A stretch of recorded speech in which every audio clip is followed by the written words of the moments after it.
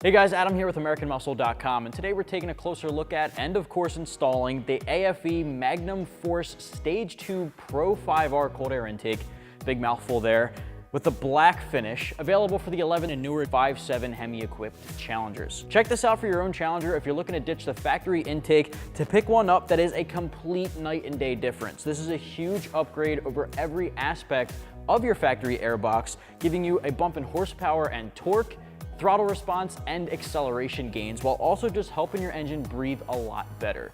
This particular option, AFE actually lets us know, can bump up to 17 horsepower and 17 foot-pounds of torque. Now, while we are not actually going to be dyno testing that, they have provided us with that information, and honestly, it's pretty impressive if I do say so myself. I'd probably expect most of those gains to be under the curve, giving you acceleration at the low end, with probably single-digit peak gains. But again, we're not going to be dyno testing that today. Keep in mind this was dyno tuned for your specific application right out of the box from AFE to maximize its performance without requiring you to go out and pick up a custom tune to bolt it up. Direct bolt on right out of the box, no extra mods necessary. With that in mind, I want to break down a couple of the components of this kit. The big focus of the kit is going to be the Pro 5R intake filter. This is a huge upgrade over the stock paper element filter. It's a massive 8-inch conical air filter with multi-layer cotton gauze, with diamond wire mesh all around the outside, with a 98 to 99% filter efficiency rate. This thing is going to filter out all of the unwanted particles and debris that you don't want clogging up your engine bay, robbing you of that power while also pulling in the most cold air possible. It's a 360-degree filter, not the same thing you can say for your factory element filter, and we'll take a closer look at that side by side a little bit later on. 360 degrees of airflow pulling in through the new heat shield here, and what I personally like about the Pro 5R filters, they go a little bit farther.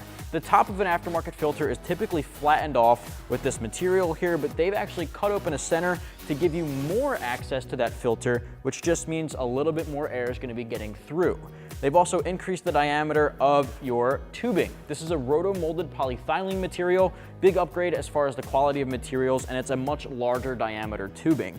This here is going to help pull in and streamline that air through your throttle body into your intake manifold, while also making sure that you get the maximized gains. You have a powder-coated aluminum heat shield here.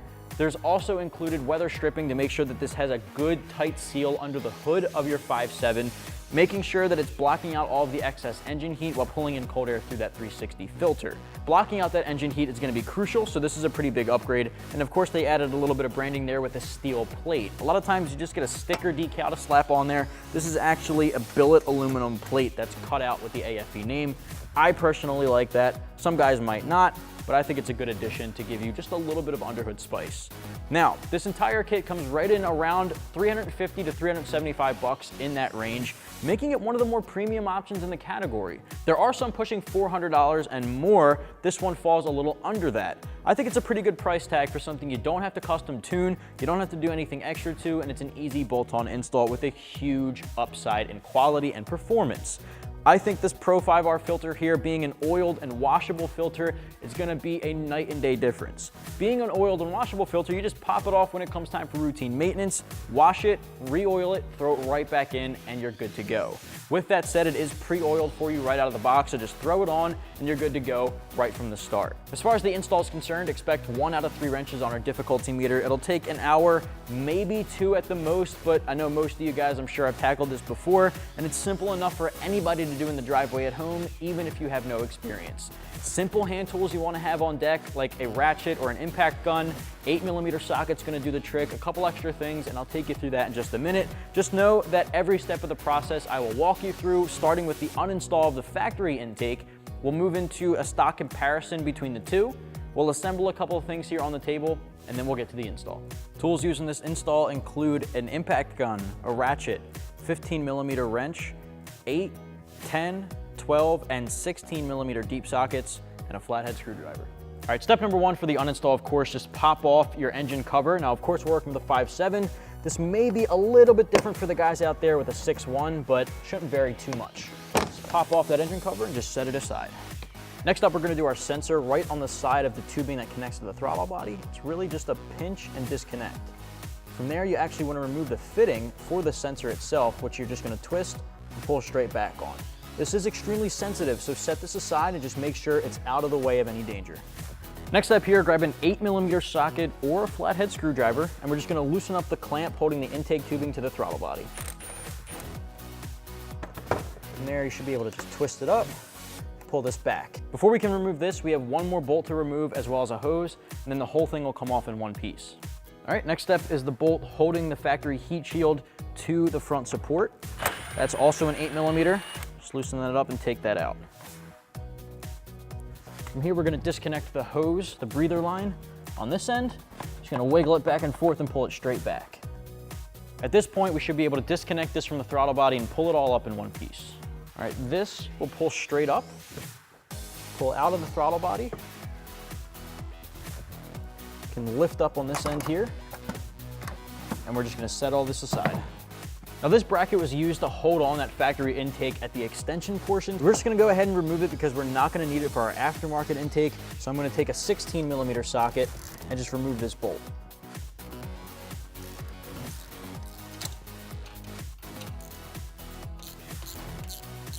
At this point, you can grab a 15mm wrench to hold the inside bolt. Grab your 16 socket again and just pop off the nut on the outside.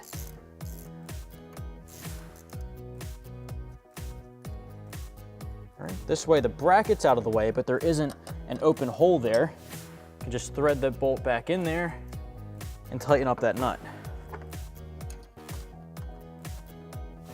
Perfect.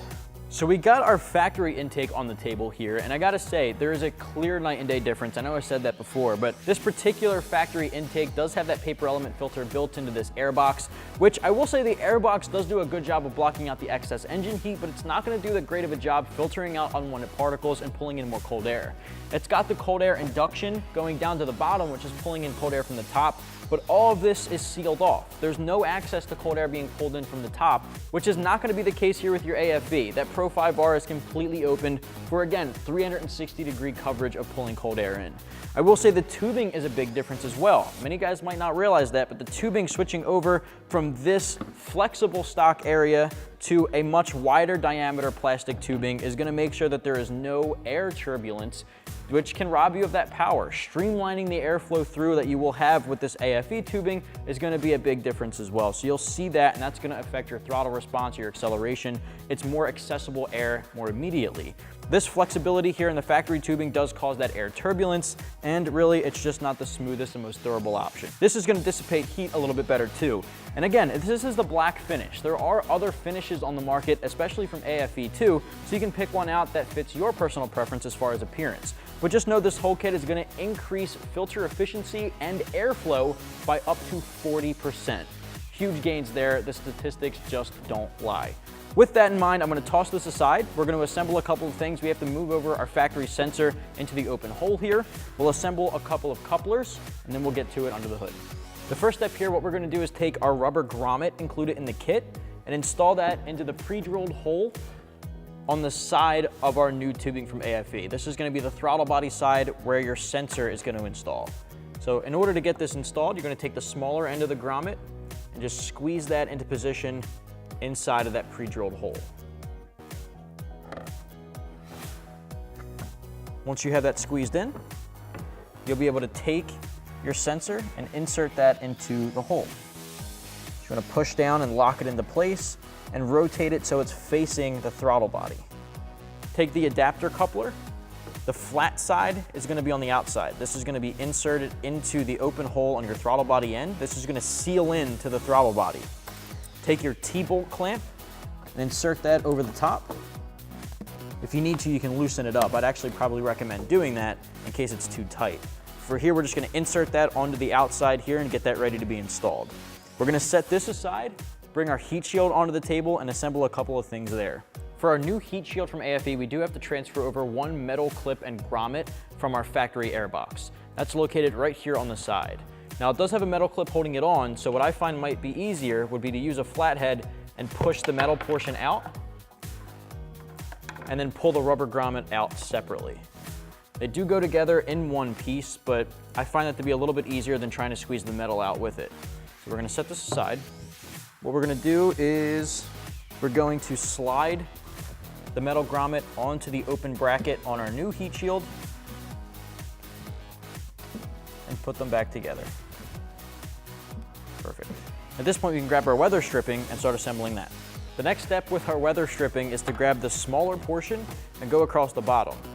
The heat shield's gonna stand up just like this. The two larger pieces you see here will go across the top. The smaller, thinner portion is gonna go across this curve. That's what's gonna contact the inside of the sheet metal in our vehicle. So we're just gonna go ahead and thread this on.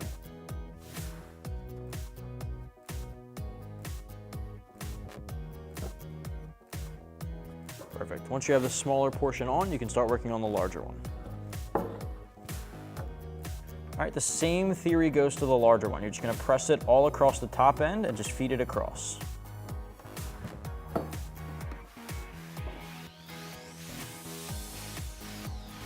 All right, the last piece of weather stripping is gonna go straight down this side.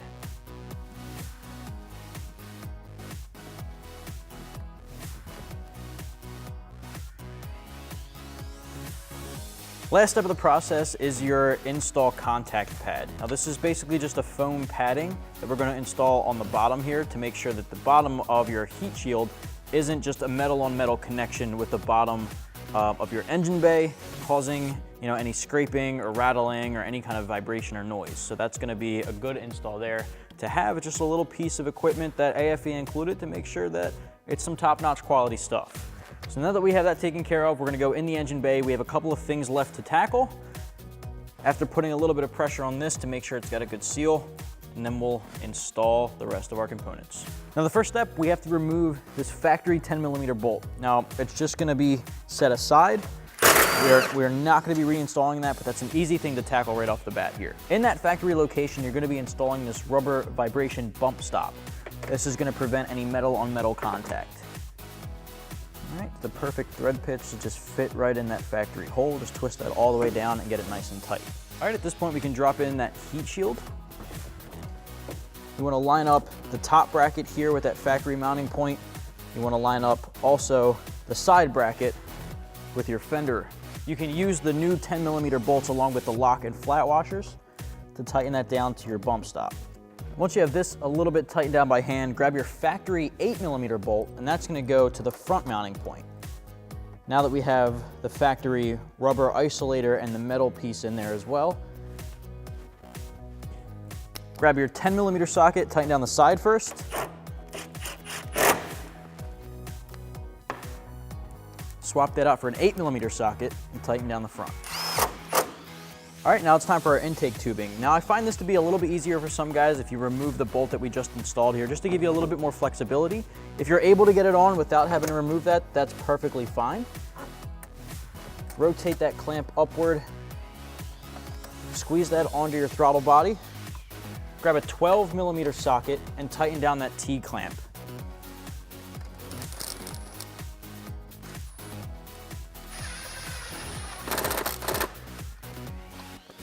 Now the back end here typically would have a clamp, but this particular option from AFE actually bolts to the heat shield from the inside.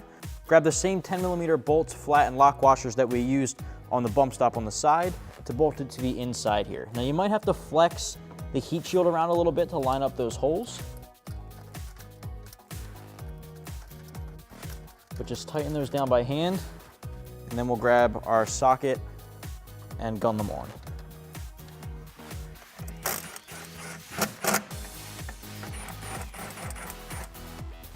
All right, now we can do the bolt up top one more time.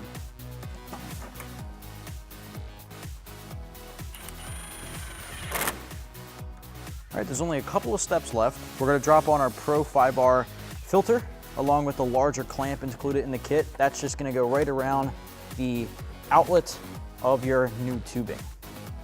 Twist that into place, put a little pressure on it, and she'll pop right in. All right, once you have that popped into place, rotate it how you need it to be aligned. Grab an 8mm socket and tighten down that clamp. All right, 2 steps left. We're gonna connect our tubing from our breather line. First part here, reconnect our crankcase breather hose to the fitting on our new intake tubing. That just slides right on and is so tight that you don't even need a clamp. That's just gonna be held on by itself. Reach right across, plug in your sensor harness, and the only thing we have left to do is drop back on our engine cover.